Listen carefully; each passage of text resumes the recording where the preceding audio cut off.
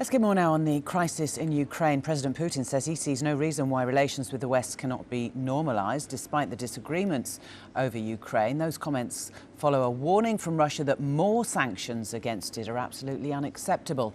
Joining us from our central London studio, Nina Schick from the independent think tank Open Europe. Very good morning to you. Let's talk about sanctions first. The sanctions that have already been put in place having an effect, albeit a minor one. Would more severe sanctions work and prevent any further disagreement, any further action from Russia? Well, I think the EU will primarily be holding off on sanctions for the moment because of the agreement that came out of Geneva on Thursday. They'll be hoping that peace can be brokered now and that they won't have to resort to further sanctions. Now, if the EU were to take further sanctions, that would be a very, very difficult process because we're talking about a bloc of 28 different countries, all of whom have a different position on how best to deal with Russia. So the countries' positions, interestingly, don't necessarily only correlate to their economic links to Russia. So some countries, especially the Baltic states, who have very strong economic ties to Russia, have a very hawkish line on Moscow precisely because they're afraid of Russian expansionism because of historical precedent. We have already seen, following on from your thoughts, that the EU might hold back a bit now because those business links, the exports, the imports, really are so important to the European Union and America as a whole. Yes, so basically with the EU, all they've done so far is taken individualized sanctions on certain individuals. So we won't be moving into broader economic sanctions as a whole, precisely because for the EU to do this, it needs to be a unanimous choice amongst all the member states. And as I already mentioned, there is no unanimity amongst the member states on what to do with Russia next.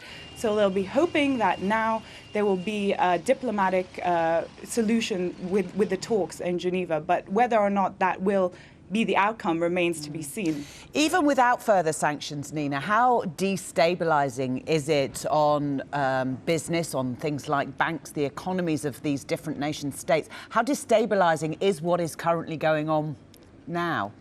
Well, it is very destabilizing, and also for Russia. I mean, a lot of people who think that sanctions would not be effective, EU sanctions would not be effective, argue that Russia is in effect effectively sanctioning itself because we've seen lots of capital flight from Russia, we've seen the value of the ruble falling. So because of the political instability, Russia is already sanctioned itself, and the EU won't actually have to resort to further sanctions to punish Russia. There's various descriptions of the state of relations, isn't there, between Russia and the West, and one I read earlier says ties have hit a post-Cold War low. Do you agree? Yes, I mean, the relations are obviously not very good at all. It's really it's a terrible time for the relations. But again, the problem is that the EU cannot have a united response to Russia simply because the member states all have different positions on how best to deal with Russia. Nina, who stands the best chance of getting through to President Putin? Is it Angela Merkel?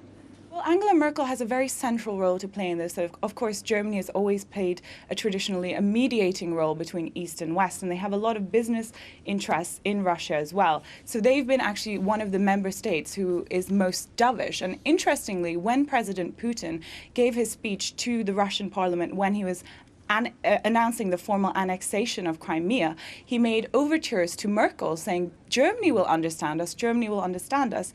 However, Putin will also try to play on the differences amongst the member states of the EU to his advantage. But certainly Germany remains a key player in this. So the British government, William Hague, David Cameron, are they rather on the sidelines? No, not at all, actually. A lot had been said that Britain was one of the dovish states because of Russian money in the City of London, but actually Britain is one of the most hawkish states. If you listen to what William Hague and David Cameron have been saying, they have been calling adamantly for further action on Russia and that Russia should be punished for its actions in Ukraine. However, I think now, after the talks in Geneva, the EU will take a few steps back and see how the situation develops over the next few days. Nina Schick from Open Europe, thank you very much.